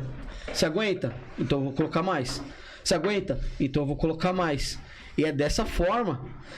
E a gente, meu, eu falo isso pra Fabi, eu falo isso pros que andam junto de mim, que é exatamente isso. E se Deus não fizer? Ele continua sendo Deus. Ele continua sendo Deus. A gente precisa ter essa consciência. Eu falei pro Douglas agora aqui, falei, cara, a gente serve a um Cristo, a um Deus que foi crucificado, que foi transpassado. E a gente quer o quê? A gente quer glória, a gente quer louros. Você pega os 12 apóstolos, todos morreram. 11 morreram crucificados, alguns queimados. A igreja primitiva perseguida. Cristãos sendo jogados para os leões. E a gente quer oba-oba. A gente acha que a gente tá onde? No Big Brother Brasil, mano? Às vezes eu vejo que esse negócio de modismo, de... Cara, eu vim de uma onda que eu não era, né, cristão, né? A minha família é toda católica, né? Então, quando eu me converti, eu achei que ia ser pô, agora eu tô com Cristo, então vai ser tudo diferente, cara. Eu não achei assim, eu vivi muitas coisas boas, assim, até hoje eu vivo. Mas durante um ano eu pensei que Deus tinha esquecido de mim, cara. Eu falo pra todo mundo, assim, que foram os piores momentos da minha vida. Mas, cara, todos os piores momentos, Vitor, eu falo pra você, cara. Quando eu olhava pro lado, ele tava de mão dada comigo, cara. E aquilo me tornava mais forte. Ele falava, você não tá sozinho, cara. Você tá chorando, mas eu tô aqui, ó, secando. E as pessoas chegavam, às vezes não sabiam o que falar. Porque, pra quem me conhece, sabe que eu sou brincalhão. E você chegou em estado de amigo meu, chega assim, cara, eu não consigo te ver. Você tá com uma camisa rasgada, cara. Eu nunca vi você com uma camisa rasgada. Olha o seu cabelo o tamanho que tá, cara. Vamos voltar pra casa. Então, foram situações difíceis. Mas, cara, quando você passa por isso e você vê que permanece, você entende, cara, que você tem um propósito nessa terra. Exatamente. Cara. Esse é o processo da forja, né? O processo da forja, ele envolve o quê? Ele envolve o fogo e ele envolve a porrada. Esse é o processo de forja.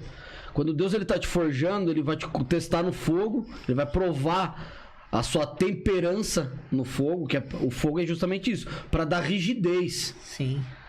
E a martelada é para formar. E eu gosto muito de falar da prensa do azeite. Quando a gente é colocado na prensa, Jesus, quando ele sobe o Getsemane, o Monte das Oliveiras, e ele é colocado na prensa, a prensa é para extrair o melhor azeite da gente. A unção, o poder, a graça de Deus. Cara, para você fazer suco de laranja, você tem que espremer a laranja. Ela não faz sozinho. Pra você suco de melão, você tem que bater o melão no liquidificador, irmão. Então assim, só que a galera não quer passar por esse processo. Então assim, tem uma música do Ministério Zoe que fala exatamente isso. Você me leva ao deserto pra falar de amor. E tem um texto antigo que chama Pegadas na Areia.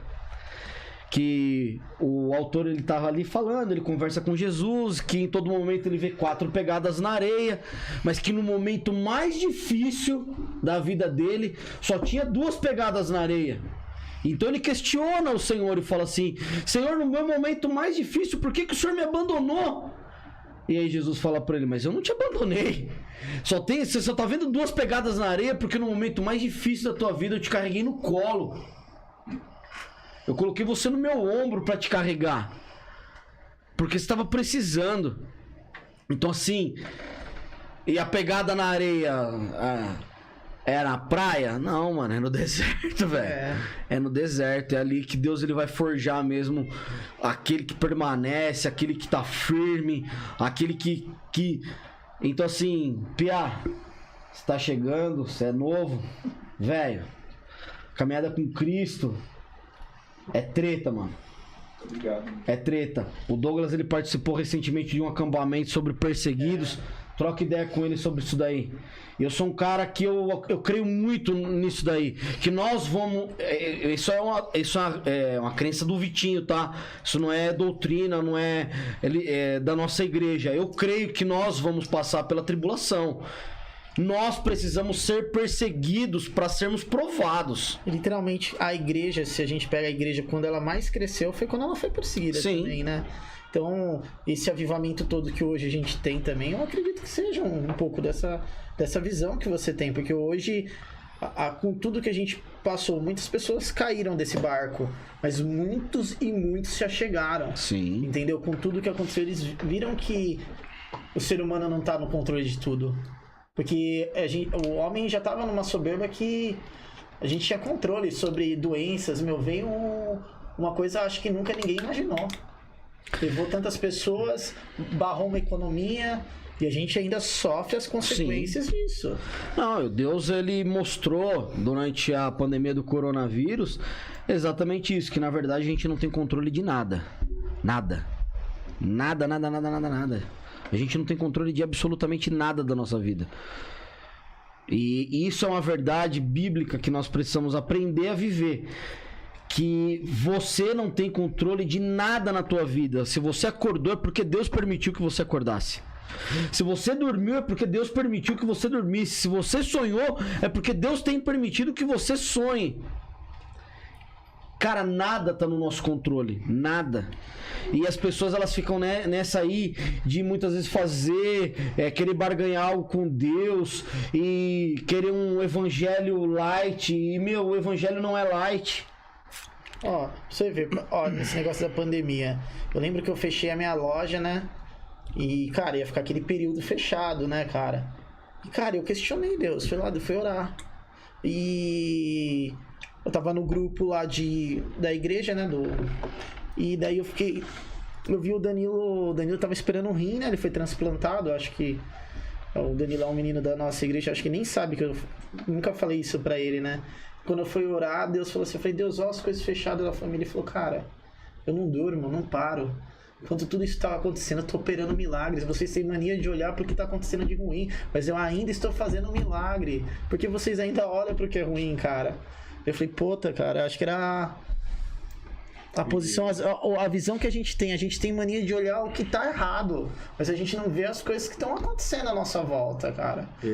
E assim, como o Vitor tava falando, que eu passei esse final de semana no acampamento, e eu sou muito transparente, eu sou muito verdadeiro para falar as coisas. Você é tão transparente que eu tô vendo você do outro lado. Tá translúcido. E assim, eu saí de lá com uma sensação assim que eu sou um crente raso, cara.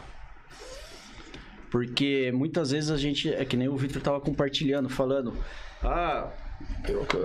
Deus me abençoa nisso, Deus me abençoa nisso, mas ninguém quer pagar o preço. O preço da espera, o preço de você se entregar realmente para Deus. Falar assim, eis-me aqui, estou disposto. Não é de uma hora para outra, é o tempo. E assim, eu vivi algumas experiências ali que muitas vezes naquele momento eu usei minha força. Eu usei meus braços. Eu usei o que eu pensava ali no momento. No momento que eu comecei a colocar dentro do meu coração, e o Espírito Santo veio e falou comigo, você tá errado. Pergunta o que Jesus faria. Deixa na mão dele. Vive essa experiência, mas não coloque sua força, coloque o amor de Deus ali, o amor de Jesus sobre a sua vida. Pergunta o que ele faria nessa situação. Que muitas vezes nós colocamos assim, eu tenho que evangelizar, eu tenho que... E muitas vezes evangelizar é ouvir. Ouvir que a pessoa tá passando. Evangelizar é abraçar. É você entender o que a dor que a pessoa tá passando e você ali estender a mão. Você ser o amor para a vida dessa pessoa. E mostrar que esse amor que você tá transbordando é amor de Deus no seu coração. Porque a palavra evangelho, né, a tradução, né, é boa nova, né, boa notícia, né? Então o evangelizar é justamente isso. É você trazer o alívio, né? E era o que Jesus fazia, né? Então assim, as pessoas elas acompanhavam Jesus e Jesus dava alívio para elas. Jesus matava a sede, Jesus matava a fome. Jesus trazia o alívio. Mas, né? Mas tem a vírgula, né? Depois da vírgula sempre tem um mas. Mas a boa nova do evangelho é Jesus morreu por mim e por você. Essa é a boa nova do evangelho. Essa é a boa notícia do evangelho. Jesus morreu por mim e por você. Mas tem a má notícia do evangelho, né? Se é que eu posso chamar de má notícia. A má notícia do evangelho é que eu tenho que morrer por Cristo todos os dias. Eu tenho que morrer para as minhas vontades. Que não é fácil. Que não é fácil. Cara, durante 9 anos eu morri para minha vontade de ser pai. Eu saciava minha vontade de ser pai nos barbudos. Mas você consegue me entender? Não, consigo. De... Sabe, falar assim, caramba, velho. Falar não. De matar alguma coisa. Matar mesmo. De eu quero ir, mas tem que matar. Aí você pega as pessoas, não, mas eu quero, eu sirvo, eu quero que aconteça, eu quero que dê certo pra mim.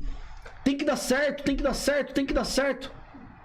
Pera aí, olha pros apóstolos. Cara, a gente precisa olhar pra Bíblia, a gente precisa olhar pra esses apóstolos, os caras que andaram perto de Jesus e ver. Todos foram perseguidos. Pedro, mano. Pedro, ele era empresário, ele largou tudo. Ele passou fome. Não, ele não passou fome. Ele não passou fome, porque em Mateus 6,33 fala exatamente isso. Buscar em primeiro lugar o reino de Deus e essas coisas. Mas se você ler o texto todo do 24 até o 33, você vai entender o que não falta. Que é roupa, comida e bebida. Eles foram supridos nessas necessidades. Não é como a gente leu, né, nos anos 90 pra cá, e todas as outras coisas, né, as fortunas, as riquezas, os milagres, as bênçãos. E aí, cara, o salmo que eu mais gosto da Bíblia é o Salmo 23. Por quê? Porque na tradução original do Salmo 23, que é: o Senhor é o meu pastor e de nada eu tenho falta. Então, se você não tem falta de nada, você não tem falta de coisa boa, você também não tem falta de coisa ruim. Você tá me entendendo? Porque é no momento de tribulação, no momento de dificuldade, que Deus ele vai provar a tua fé, o teu temor, ele vai provar a tua paciência. A tua paciência vai gerar uma espera, que vai gerar esperança. Né? Que vai gerar esperança, que é o que está escrito lá em Jeremias. Né? Que é a esperança das coisas, né? Que é o que está escrito em Hebreus, que a fé é a esperança das coisas, é a firme convicção das coisas que se esperam no Senhor, né? Então a gente tá sempre assim, eu vou me achegar a Cristo, eu vou ter tudo. Não, velho. Porque a única coisa que Jesus ele prometeu para mim e para você você quer me seguir? Quero. Então toma a tua cruz e me segue. Essa é a única coisa que Jesus prometeu pra mim e pra você. Ele não prometeu uma coroa, ele não prometeu... na verdade, na eternidade, sim, uma coroa. Mas ele não prometeu um carro do ano, ele não prometeu, uns bagulho da hora. Ele não prometeu isso. Falou que ia ser fácil. Ele falou o quê? Ele falou o quê pra aquela mulher samaritana? Ele falou que se ela bebesse da água viva, ela nunca mais sentiria sede. Pronto. Então, se eu tô nessa fonte, eu não vou sentir mais sede. Né? Falou o que pra mulher do fluxo de sangue? Vamos, tua fé te salvou. Foi a tua fé que te salvou. Entendeu? Então, assim, a gente cria mecanismos. E, cara, Jesus, ele é simples. Então, às vezes a gente vê a vida do outro andar e fica assim, mas a minha não tá andando. Pô, será que Deus não é comigo? Né? Não, cara, Deus é com você. Deus é com você nas piores dificuldades e nas maiores alegrias. Nas maiores alegrias. Vitão, você tá... Vitão. Vitão é como a galera lá em Itupeva me chama, né? Eu chamo de Tetinha. Tetinha. Um brother meu mandou aqui pra mim assim, Teta, kkk, né? E, que é o Thiago, que é o brother das antigas. Ele mandou um salve aqui, ó. Uma galera aqui, ó, interagindo. A Ceci, a irmã Cessi, né? Karen Lee. Meu, Deus abençoe e obrigado por estar participando do nosso podcast. Se puder compartilhar, compartilha. Soca o dedo aí no... Se inscreve aí na nossa live. Muito obrigado pela presença de vocês. Vitinho. Acabou? Cara, queria agradecer, cara. Que papo, cara. Obrigado, cara, por tudo que você falou. Amém. Tocou profundamente meu coração. Acho que literalmente foi uma ministração pra minha vida e muita coisa que, apesar de a gente às vezes estar bem próximo, às vezes a gente não tem a oportunidade de trocar essa ideia, tá ligado? E, cara, eu queria que você compartilhasse uma mensagem pra quem tá ouvindo, cara, pra que ele persista. Então, deixa a sua mensagem aí pro pessoal que tá vendo o podcast aí. Amém. A gente tá vivendo dias de incertezas, né, na nossa nação, na verdade no mundo todo, né, dias de incerteza, no meio gospel também, né, tribulações, dificuldades, mas o próprio Senhor ele nos fala em Mateus 11, se eu não me engano, não vou lembrar o endereço todo agora, lança sobre mim o teu fardo. Ele fala, vinde a mim vocês que estão cansados e sobrecarregados, que eu vos darei o alívio. Acho que a gente nunca teve tão cansado, tão sobrecarregado de tantas coisas, de más notícias, de... Você liga o jornal, é só coisa ruim, preço que sobe, as coisas não acontecem. Então, o que eu posso deixar de mensagem para quem tá ouvindo a gente hoje é: lança o teu fardo em Jesus, confia nele. O Salmo de número 121 fala: eu elevo os meus olhos para os montes, que é dali que vem o meu socorro, né? Jesus, ele tá acima dos nossos problemas. Ele vem saltando sobre os nossos problemas, sobre os montes de problemas que nós temos, entendeu? E ele vem nos resgatar sim, né? Porque como diz no Salmo 23, ainda que eu ande pelo vale da sombra da morte, a tua vara e o teu cajado me consolam. Ainda que você esteja ali, ó, tenha sido lançado para morrer no vale da sombra da morte, Jesus, ele vai te puxar, vai te trazer vida e vai te resgatar. Confia nisso, se apega nisso e abraça o pé da cruz, porque é lá, ali é o nosso lugar, aos pés da cruz, é da onde a gente nunca tem que sair, é aos pés da cruz. Amém? Amém. Galera, eu quero agradecer o convite mais uma vez. Quando vocês quiserem convidar de novo, trocar ideia, é só falar. Vai ter sim. Falei Mike, o homem da cobra hoje. Falei Mike Faustão. Vocês me dão uma permissão. Como se diz aí, vocês me dão uma permissão também. Cara, abri meu coração pro meu paizão aí aqui. Você é uma referência pra mim, você sabe disso. Eu vou na barbearia, a gente conversa muito, você me direciona com sabedoria através que Deus fala com você. Eu só tenho que te agradecer, que realmente você é um pai, você cuida das pessoas que estão ao seu redor. Cada um você trata de uma forma, com carinho, com amor. E através disso, através dos ensinamentos que você tem feito na minha vida, eu amadureci muito nessa caminhada que eu tô dentro da igreja. Que nem a gente já conversou várias vezes, que você gosta disso, que as pessoas te procurem, que as pessoas se abram com você, que realmente você é um professor pra mim. E você é o meu pai. Amém. Eu perdi meu pai há algum tempo, mas você se tornou meu pai. Amém. Você é a pessoa que realmente eu me espelho. Glória a Deus por isso. E eu amo a sua vida, viu, pai? Eu sou feliz demais sim ouvir isso. E a irmã Cessi falou aqui, o Douglinha vai chorar de novo. Gente, é o que o Douglas falou, eu cuido dos que se permitem serem cuidados. E era o que Jesus ele fazia. Porque chegou um momento da caminhada em que as pessoas elas não queriam mais aquilo que Jesus tinha para oferecer. E é o que eu falei pro Douglas quando ele começou a caminhar comigo, velho. Eu sou casca grossa, mano. Vai chegar um momento que eu vou te espanar, eu vou te apertar até te espanar. E se você ficar comigo e você provar que você quer ser espanado, falei, a gente vai estar junto até o final. E a galera que tá comigo aí, que já espanou e voltou, eu tenho um brother, cara, que eu não posso deixar de lembrar ele, o Alan, o Brutus, que mora lá no Canadá. Mano, o cara que fez parte, assim, que eu e ele é tipo, espada ninja, mano. É tchê, parece o sabre de luz do Star Wars. É faca afiando faca ali, né? Então o cara é uma benção, é bruto mesmo, ele é bruto mesmo. E assim, eu amo esse cara, ele me ensinou a ser esse casca grossa. Então assim, eu ouço muita coisa e graças a Deus por essa casca aí que eu não muitas das coisas que eu acabo ouvindo eu não trago pra dentro, né? Elas batem na casca e caem, né? Então, tamo junto, Melão, amo sua vida, né? Douglinhas, amo sua vida, tamo junto. Sempre. E eu falo isso pra todo mundo. Pra todo mundo não, né? Quando eu falo tamo junto pra alguém, eu só falo pra quem eu tô junto mesmo. Tamo fechado, então. Então, se você tá me vendo hoje, eu nunca falei tamo junto pra você, chega mais perto, que um dia você vai ouvir. Se ele já falou, você já foi pra minha casa? Já passou, a Fabi já passou o endereço?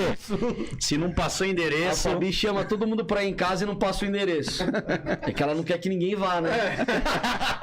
Ou a pessoa tem que orar pra Deus revelar, né? Ah, Deus revela. Gente, obrigadão aí, uma boa noite pra vocês. Quarta que vem estaremos aí de novo às 8 horas com um novo testemunho. Galera, Se o melão Senhor atrasar, Deus, me perdoe. Pela graça será às 8, ô Piá. Ei, peixe, espera eu aí chegar, peixe. Gente, um abração, fica com Deus aí. Tamo junto.